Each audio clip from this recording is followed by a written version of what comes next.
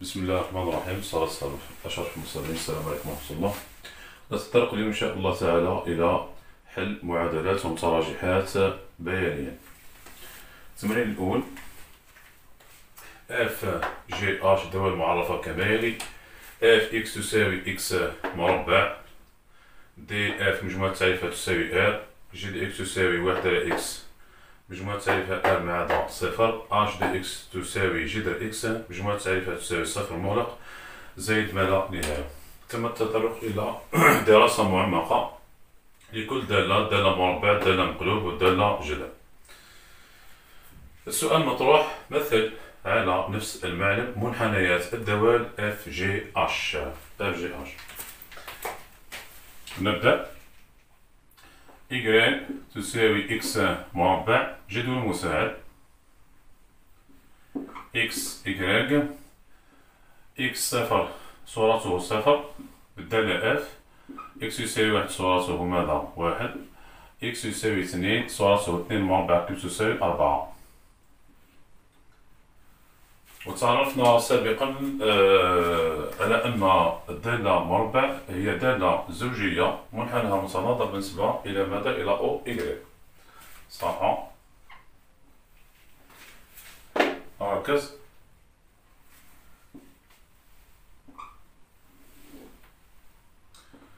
هنا نرسم كل منحنى بلون لتسهيل المهمة. عندي أو إي جي اف دو إكس، وهنا عندي إكس.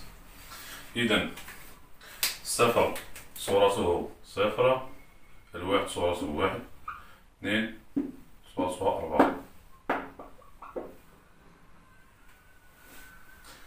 نظيرة هذه النقطة بالنسبة لمحور التراتيب هي هذه. هنا عندنا تدريجتين، هنا كذلك. نكمل بالتناظر بالنسبة إلى ماذا؟ إلى أو إكغيك، لأن الدالة مربع دالة زوجية.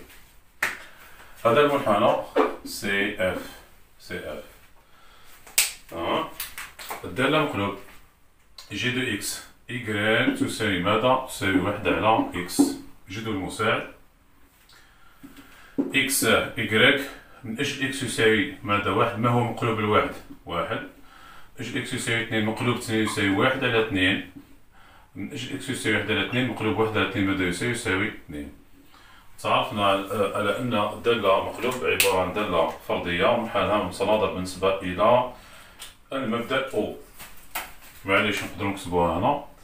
قلنا هنا بلي جي دالة فردية معناتها أكمل بالتناظر بالنسبة لماذا؟ بالنسبة للمبدأ تلخيص إلى أو صفر صفر. معليش نكتبو لكم هنا ثاني المنحنى. قلنا بلي اف يعني دالة مربع، دالة زوجية، ما معناه؟ منحناها متناظر بالنسبة إلى أو إكغيك، ناظر بالنسبة إلى أو إكغيك. خلاص صحيح.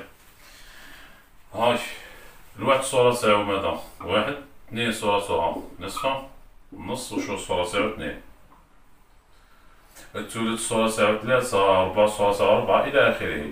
نبدأ بالتقارب مع محور التراتيب، وننهي بالتقارب مع محور الفواصل. بما أن الدالة هذه تناظرية قلنا نكمل التناظر بالنسبة إلى أو. هنا النقطة واحد واحد، واحد. ما هي نظيرتها؟ نظيرتها ناقص واحد ناقص واحد. بمعنى المسافة هذه راح تكون قد هذه. نقطة واحدة تهمني. تبدأ بالتقارب مع محور الفواصل وتنتهي بالتقارب مع محور التراتيب. انتهى باختصار شديد. فوالا هذا واش هو دابا سي جي. هذا منحنى سي جي. سي بون. الدالة رقم ثلاثة دالة جذر إكغيك يساوي ماذا؟ جذر إكس. قلنا هذه الدالة ما عندهاش شفعية، لا زوجية ولا فردية. صح. جدول مساعد صح. إكس إكغيك من أجل إكس يساوي صفر إكغيك صفر، واحد صورته واحد، والأربعة وشو صورة صح؟ اثنين. هكا بزاف.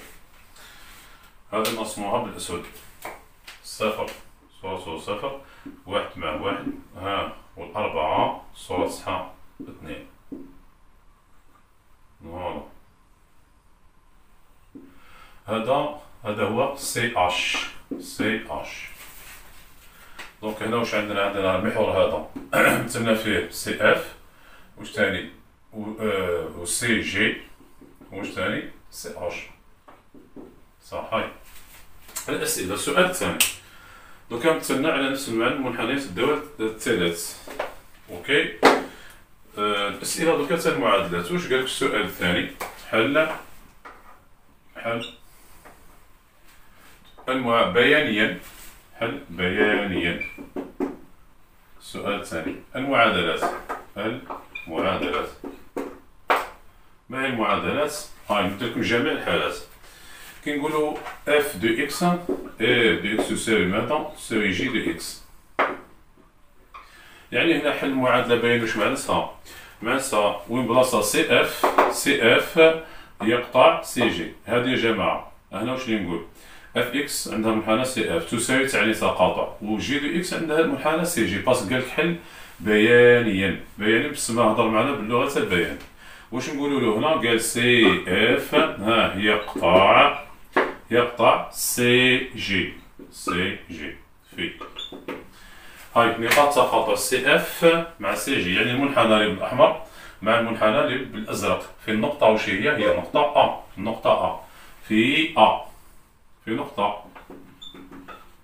نقطة ا فاصلتها. في حل المعادلات يا جماعة كي انت طالب باسل قال اكس هاي الأ وشنو فاصلتها؟ 1 وترصيبها 1. الترصيب ما يهمنيش، الشي اللي يهمني أنا تهمني الفاصلة.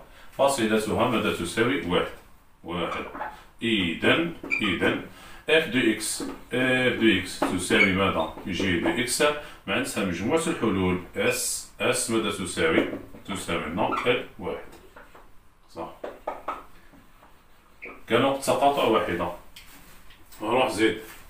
كون نقولك درك اف اكس دو اكس تساوي اش دو اكس. نفس الشيء.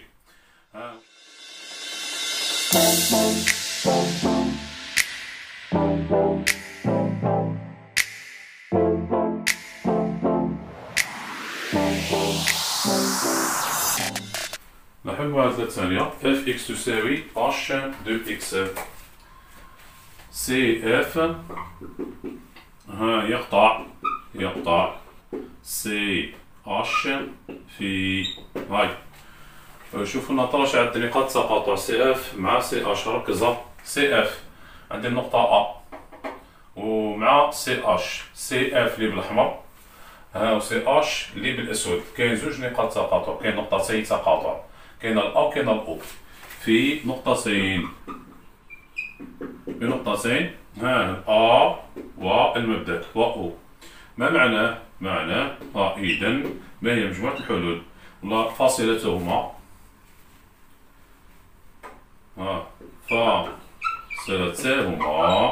ماذا؟ الواحد والصفر على الترتيب. 1 والصفر على الترتيب. إذا اس هنا ماذا تساوي؟ الصفر والواحد. صفر والواحد. بيان.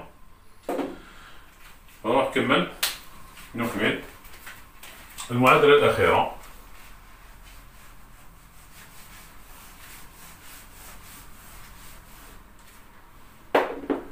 المعادلة الأخيرة جي مع الاش. جي دو اكس تساوي اش دو اكس. جي دو اكس تساوي اش دو اكس. نفس الشيء سي اش يقطع سي جي في. هاي شوف نوصلش عند نقاط تقاطع سي اش اللي بالاسود و سي جي عطينا شنو الاسم تاعو سي جي. الاسم تاعو سي جي اللي بالازرق. هاي هذا مع دالنا مقلوب. هنايا نقطة كاينة تقاطع واحدة في نقطة واحدة في نقطة ا فاصلتها ماذا؟ 1. إذا اس ماذا تساوي؟ الواحد. انتهى. هذا فيما يخص المعادلات. السؤال الثاني حل المتراجحات. حل بياني المتراجحات. نعطيك جميع الأسئلة. السؤال الثاني حل المتراجحات بيانيا. هاي أول مصارجحة واش عندنا؟ اف دو اكس، ركز، اف دو اكس أقل من جي دو اكس. اف دو اكس أقل من جي دو اكس. هنا بيانين هادي واش تعني؟ تعني سي اف تحت ولا أسفل؟ سي جي على المجال. ها سي اف اللي بالأحمر، المنحنى اللي بالأحمر، على أي مجال يكون المنحنى اللي بالأحمر تحت سي جي المنحنى اللي بالأزرق. هاهي ناقص ما لا نهاية تاعك. واش اللي نقول هنا؟ هنا فوق، ما هذا ما يساعدناش، حتى لهنا واش عندي فوق، حتى لهنا عندنا فوق. أنا نحتاج سي اف يكون واش؟ تحت سي جي. سي اف تحت سي جي على أي مجال؟ على المجال هذا ناقص ما لا نهاية صفر. واش عندي هنايا؟ عندي سي اف فوق سي جي، وهنا الجزء هذا من صفر حتى لواحد، سي اف واش بيه؟ تحت سي جي، ومن واحد حتى زائد ما لا نهاية المنحنى اللي بالأحمر. هاو سي اف فوق سي جي. تسمى الجواب هنا وش هو؟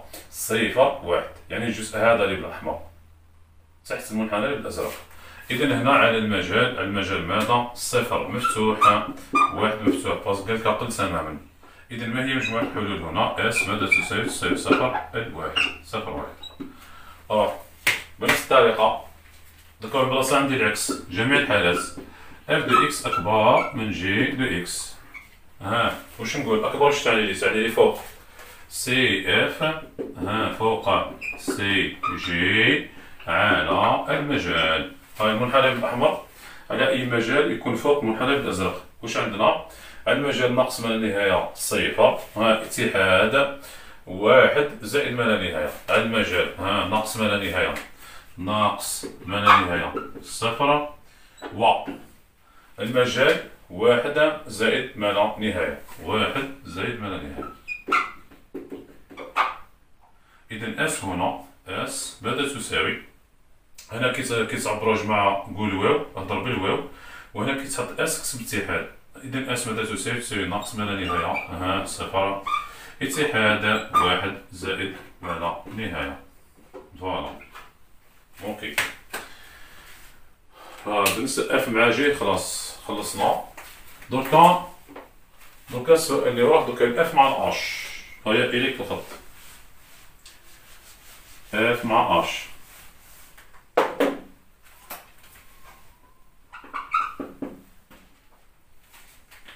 حل بيانيا المتراجحة اف اكس أقل من اش دي اكس. اف دي اكس أقل من اش دي اكس. يا جماعة، يعني المنحنى بالأحمر مع المنحنى اللي بالأسود على أي مجال يكون سي اف تحت سي اف تحت سي اش على المجال. هاي ناقص ما لا نهاية حتى لصفر. أنا ما عنديش خلاص المنحنى سي اش، تسمى هذا كل ما يتحسبش. بدا حسب لي منا حسب. نروح على المجال صفر واحد. واش عندنا؟ المنحنى اللي بالأحمر خي سي اف وخي قلنا تحت سي اش، تسمى هذا يساعدني، هكا يساعدني. صفر واحد سي اف تحت سي اش. عند الواحد عندنا تقاطع، وبعد الواحد راح تتعكس.